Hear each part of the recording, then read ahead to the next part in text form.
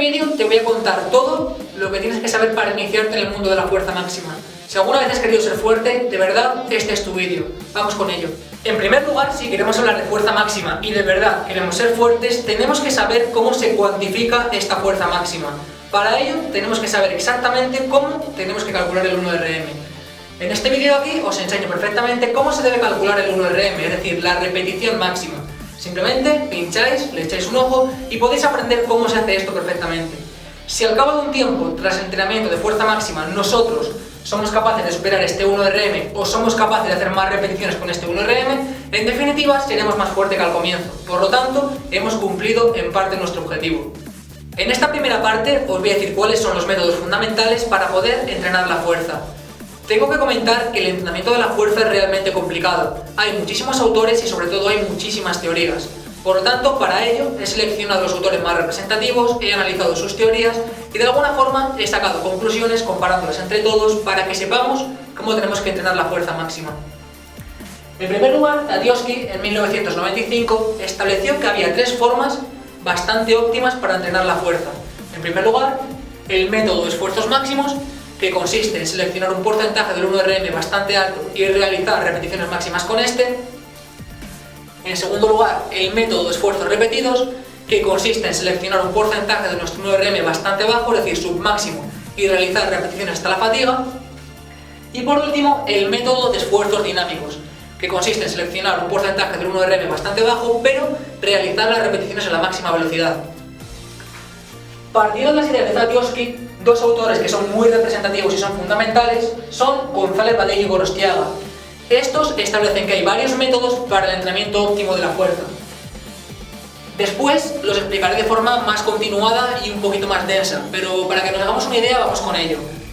En primer lugar, el método más interesante de todos es el método de intensidades máximas 1. Desde mi punto de vista es el método en el cual tenemos que centrarnos, porque sin duda es el método que es capaz de incidir de forma más directa sobre el sistema nervioso central sin incidir sobre la hipertrofia estructural. Aquí tenéis un vídeo en el cual os enseño cómo tenemos que generar hipertrofia. Si entendemos estos conceptos, tensión mecánica, estrés metabólico, etc., podemos entender perfectamente por qué este método no produce hipertrofia. Es un método que trabaja normalmente entre un 90 y un 100% del 1RM, por lo tanto trabaja entre 1 y 3 repeticiones. Es por eso que su incidencia sobre el sistema nervioso central es altísima, sin embargo no tanta como para producir hipertrofia. Este método tiene un problema, y es que obviamente una persona que entra nueva en el gimnasio no puede trabajar entre un 90 y un 100% de su 1RM. Por lo tanto surgió el método de intensidades máximas 2. Es bastante parecido, es un método muy útil para generar fuerza, pero trabaja en torno a un 85 y un 90% del 1RM, es decir, más o menos entre 3 y 5 repeticiones. Este método es un método que es ideal sobre todo para personas que no tienen más de 18 años y que además son novatas en el gimnasio. Es un método que sin duda hay que recomendar para gente que no es experta en el entrenamiento de la fuerza o entrenamiento con cargas. González Vadillo y Gorostiaga establecen que un método muy interesante es el método excéntrico concéntrico explosivo. Básicamente, este método consiste en no aguantar nada la fase excéntrica, es decir, por ejemplo, en un peso muerto, dejar caer la barra y realizar la fase concéntrica a la máxima velocidad. ¿Qué es lo que pasa? Que la fase excéntrica es la que produce principalmente el DOMS, es decir, las agujetas.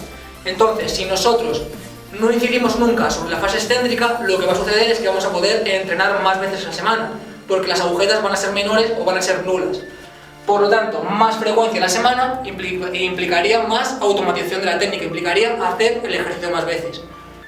Por lo tanto, hacer el ejercicio más veces implicaría ser especialista en ese ejercicio y en consecuencia ser fuerte en ese ejercicio. Otro método muy interesante es el método isométrico. Es un método que realmente no aumenta la fuerza máxima, pero sí aumenta su mayor aplicación. Por ejemplo, en este vídeo os enseñé cómo utilizar el método isométrico para salir de un estancamiento en el sticking point en press banca. Es muy interesante, debéis echarle un ojo si queréis aprender. Sin ninguna duda, la variable fundamental para producir fuerza máxima es la intensidad. El conjunto de autores que he analizado establecen que la intensidad óptima para entrenar la fuerza máxima es en torno a un 85 y un 100% del 1RM. Esto implicaría que nuestro entrenamiento tiene una altísima tensión mecánica.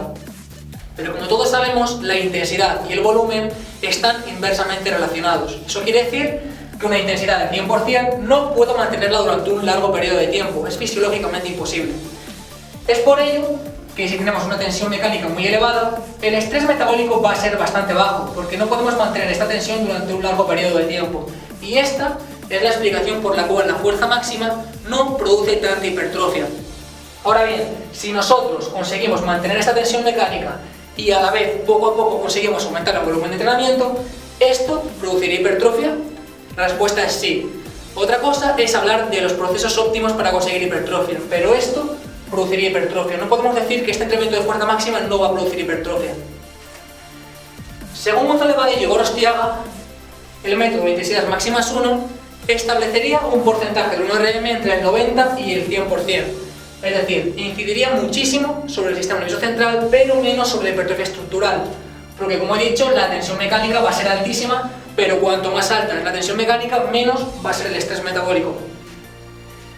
El método de intensidades máximas 2 cambia un poquito y trabaja en torno a un 85 y un 90% del 1RM. Esto implicaría que efectivamente sigue trabajándose en torno al sistema nervioso central, seguimos produciendo adaptaciones de fuerza máxima, pero el estrés metabólico va a ser ligeramente más alto, por lo tanto produciría mayor ganancias hipertróficas. El método de intensidades máximas 1 se trabaja en torno a 1 y 3 repeticiones, y el método de intensidades máximas 2 se trabaja en torno a 3 y 5 repeticiones. De nuevo volvemos a ver que el estrés metabólico va a ser más alto, es decir, el volumen de entrenamiento va a ser algo mayor.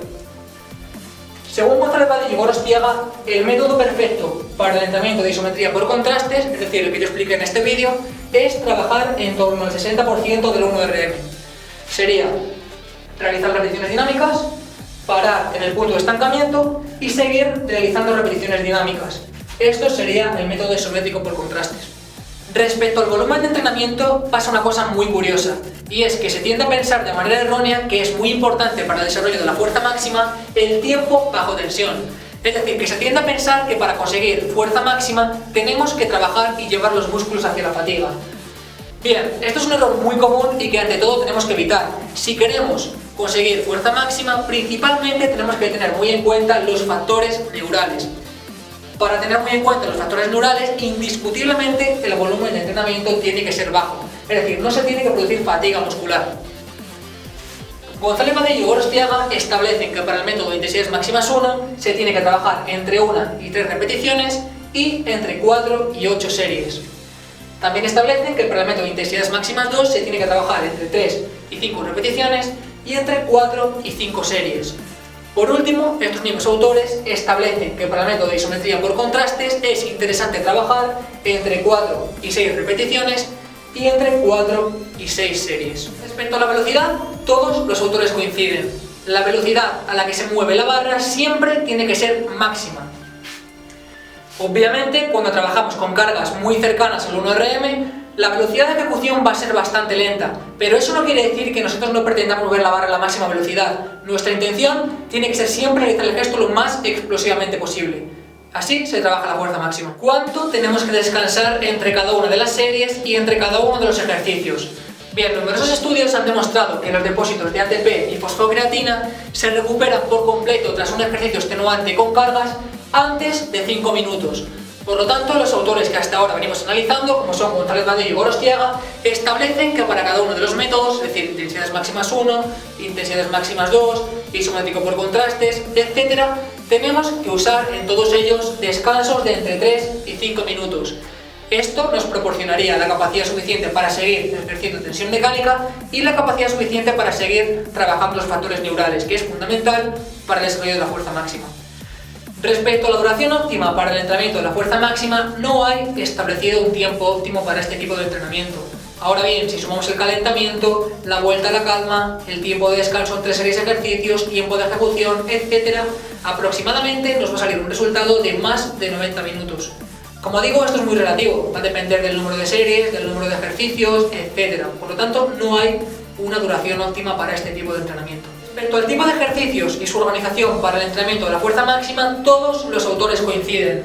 En primer lugar, tienen que ser ejercicios multiarticulares, es decir, que impliquen varias articulaciones, como por ejemplo sentadilla, peso muerto, press banca, press militar, dominadas, etc. En segundo lugar, tienen que ser ejercicios complejos, pero sobre todo tienen que ser ejercicios alejados del aislamiento muscular. Esto quiere decir, no tiene ningún tipo de sentido trabajar, por ejemplo, cruces de poleas o curls de bíceps en rangos de fuerza máxima. Más que nada va a producir lesiones y sobre todo no va a producir una transferencia a los ejercicios grandes. Es decir, si nosotros nos especializamos y nos hacemos fuertes en progresar en dominadas con lastre, casi seguro que mejoramos nuestro curl de bíceps a una mano. Ahora bien, si nosotros nos hacemos fuertes en el curl de bíceps a una mano, no vamos a mejorar en nuestras dominadas. Es una cuestión de eficiencia y una cuestión de transferencia, a pesar del riesgo de lesión, que obviamente es mucho más elevado si trabajamos con ejercicios de aislamiento. La organización tiene que ser muy clara. En primer lugar, tenemos que trabajar siempre los ejercicios que sean más complejos o que más nos cuesten para poder implicar la mayor intensidad y tengamos mayor progreso en los rasgos neurales. Y después tendríamos que trabajar los ejercicios que son menos complejos, es decir, que nos van a suponer menos esfuerzo trabajarlos. Es muy importante entender la ley de inhibición recíproca. Básicamente quiere decir que cuando un músculo se contrae, automáticamente manda un mensaje a su músculo antagonista para que éste se relaje y permita el movimiento hacia esta dirección.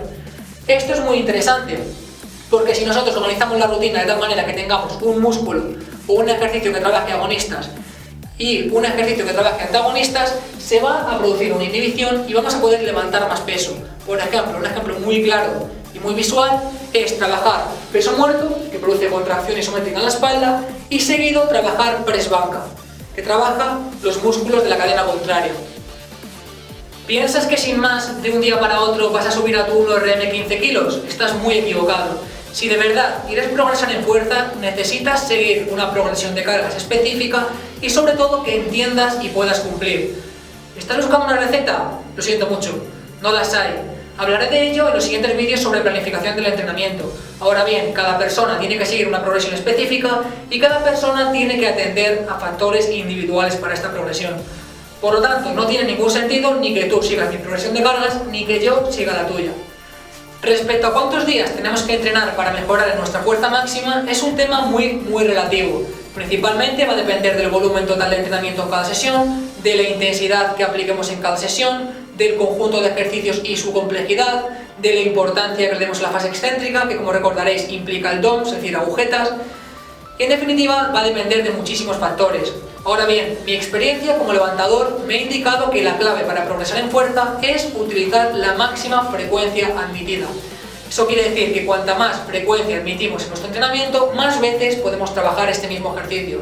Y en consecuencia, si trabajamos más veces ese ejercicio, más especialistas nos hacemos en él y mejor podemos levantar en ese ejercicio concreto. Por lo tanto, yo creo que es la clave. Así que bueno, espero que este vídeo os haya servido. Creo que he contado todo lo importante para mejorar nuestra fuerza máxima. Y bueno, si te ha gustado y quieres apoyar este canal, simplemente te agradecería tu manita arriba y que te suscribas. Un fuerte abrazo a todos, espero que os guste.